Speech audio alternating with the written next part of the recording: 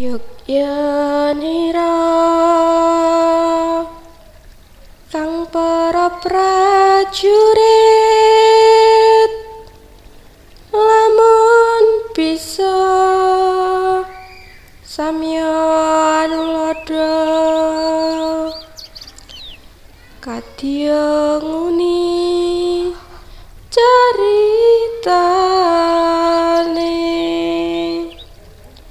andelira Sang Prabu Sasrabau ing Maespati aran Pateswanda lelabuhanipun kang kinelong triprakara